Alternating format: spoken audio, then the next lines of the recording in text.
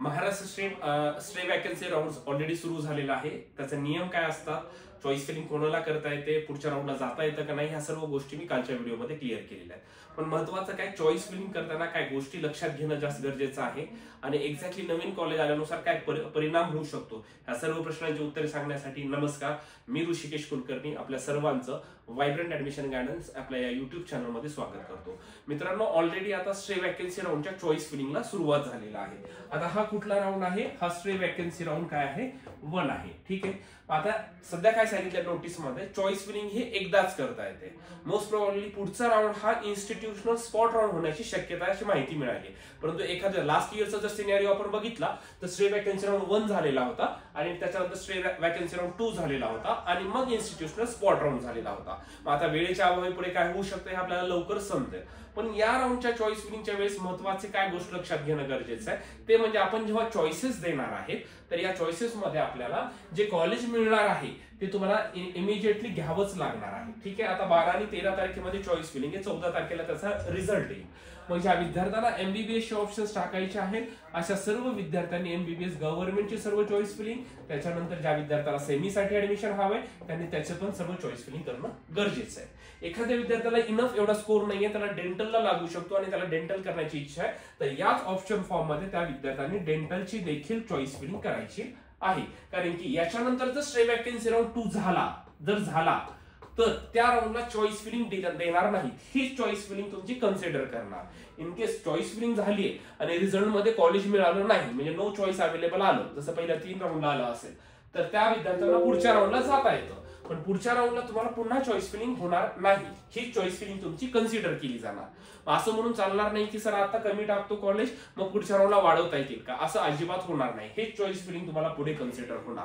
आणि in case online stray vacancy round हा एकच झाला आणि पुढे जर स्पॉट राऊंड झाला तर याचे नियम वेगळे असतात, याची प्रोसेस वेगळी असते. ते एक्झॅक्टली कशी असणार आहे मी तुम्हाला पुढे जाणार. पण पुढचे स्ट्रे वॅकन्सी राऊंड होऊ शकतात, ह्याच दृष्टिकोनातून आपल्याला एकदाच आता चॉईस फिलिंग करायची आहे. त्याच्यानंतर आता महत्वाचं काय, दुसरं एक सांगतो गोष्ट क्लिअर करून घ्या की आता या सर मी चॉईसेस मध्ये एमबीबीएस च्या आधी ऑप्शन टाकला आणि एमबीबीएस सोबत मी जर डेंटलचं ऑप्शन टाकलं, डेंटल बीडीएस, आणि मला जर या राऊंडला बीडीएस ला ऍडमिशन भेटलं तर मी पुन्हा एमबीबीएस च्या राऊंडला जाऊ शकतो का, अजिबात नाही. तुम्हाला जी कॉलेज कुठल्याही कोर्सचं कॉलेज असू द्या तुम्हाला पुढच्या राऊंडला जाता येत नाही. या राऊंडला तुम्हाला नंबर लागला इथेच ऍडमिशन घ्यावं लागणार आहे. जर डेंटल करायचंच मग एमबीबीएस जरी नसेल लागलं, मला रिपीट करायचंय किंवा माझं दुसरं काहीतरी प्लॅन असेल, अशा विद्यार्थ्यांनी रिस्क घ्यायची नाही. आणि ज्याला करायचंय त्यांनी याच राऊंडला ऑप्शन्स ठेवा, जास्तीत जास्त ऑप्शन ठेवा, जेणेकरून तुम्हाला कॉलेज अलॉटमेंटचे चान्सेस होऊ शकतात. दुसरी महत्वाची गोष्ट काय आहे, या राऊंडला एक नवीन कॉलेज आलेलं आहे, मालती मेडिकल कॉलेज. ठीक आहे. तर इथे 50 इंटेक मिळालेला आहे, आयक्यूच्या जागा सोडून बाकीच्या सर्व स्टेट कोट्यामध्ये जागा असणार आहेत. ठीक आहे. आता या कॉलेज बद्दल जर सांगायचं झालं तर यांची ट्युशन फी किती आहे, तर कॉलेजनं सांगितलेली आहे 8.5 लाख रुपये, ही आपल्या ट्युशन फीस आहे. आणि सध्या त्यांनी हॉस्टेलची फीस किती सांगितलेली आहे, फक्त हॉस्टेल मेन्शन नाही सांगितलं त्यांनी, 1,25,000. अशा 2 गोष्टी त्यांनी इथे मेन्शन केलेल्या आहेत. तरी विद्यार्थ्यांनी या सर्व गोष्टीचा विचार घेऊन चॉईस फिलिंग करायची आहे. ठीक आहे. मग आता या कॉलेजचा ऑप्शन्स कुठे ठेवणं गरजेचं, तर सर्वात शेवटी ठेवला तर काही हरकत नाही. परंतु आता यांचं हॉस्टेल मेस जर बघितलं तर कमी आहे. काही कॉलेज असं आहे की त्यांचं हॉस्टेल आणि मेस हे जरा जास्त प्रमाणामध्ये, जसं की थोडंसं आपण यानामा तासगावकर आहे किंवा सिंधुदुर्गचं कॉलेज आहे, या कॉलेजेसच्या थोडंसं ट्युशन फी कमी आहे, पण हॉस्टेल मेस जास्त आहे.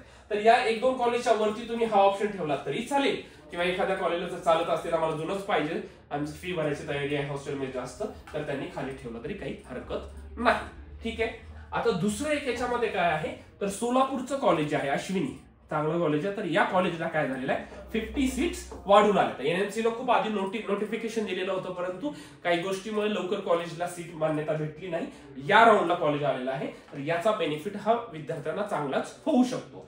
परंतु याच्यामध्ये नुकसान त्या विद्यार्थ्यांचं नक्की झालं आहे ज्या विद्यार्थ्यांना राऊंड 3 पर्यंत कॉलेज मिळालेलं होतं. एखादं कॉलेज एमबीबीएस याच्या खालचं मिळालेलं असेल कॉलेज, किंवा काही विद्यार्थ्यांनी बाउंड्री लेवलला असतील आणि त्यांना BDS ला ऍडमिशन घेऊन टाकलंय, तर ते राऊंड 3 पर्यंत ज्यांचं जॉईनिंग स्टेटस येस आहे त्या विद्यार्थ्याला या राऊंडला जाता येत नाही. या राऊंडला नाही म्हणलं तरी सोलापूरची जागा वाढली, हे नवीन कॉलेज वाढलेलं आहे, तर त्या विद्यार्थ्यांचा हे नुकसान नक्कीच होणार आहे. त्यामुळे आम्ही पण CETC ला असा मेल केलेला आहे की या राऊंडला सुद्धा सर्व विद्यार्थ्यांना तुम्ही इलिजिबल करा चॉईस फिलिंग साठी. परंतु अजून तरी काही कुठल्या गोष्टीचा रिप्लाय आलेला नाहीये. तरी पण हे विद्यार्थी तर डिस्क्वालिफाय आहेत, परंतु या विद्यार्थ्याचं नुकसान यावर्षी मात्र झालेलं आहे. कारण की एवढ्या उशिरा अशा नामवंत कॉलेज सारख्या कॉलेजच्या जर जागा वाढत असतील तर हे चांगल्या विद्यार्थ्याचा, चांगला अभ्यास, चांगला स्कोर आलेल्या विद्यार्थ्याचं नक्कीच याच्यामध्ये नुकसान आहे. आणि याची CETC ला दखल घेतली तर सर्व विद्यार्थ्याचा याचा बेनिफिट, चांगल्या मार्काच्या विद्यार्थ्याचा बेनिफिट नक्कीच होणार आहे. ठीक आहे, मग ही चॉईस फिलिंगच्या वेळेस तुम्ही ह्या गोष्टी लक्षात घेणं गरजेचं, कारण की एकदाच चॉईस फिलिंग होणार आहे. भले पुढे राऊंड किती होतील आय डोंट नो. गेल्या वर्षी 2 राऊंड झाले ते मग स्पॉट राऊंड झाला. यावर्षी असं नोटिफिकेशन येते की ऑलरेडी उशीर झाल्यामुळे या राऊंड मध्ये डायरेक्ट स्पॉट राऊंड होऊ शकतो.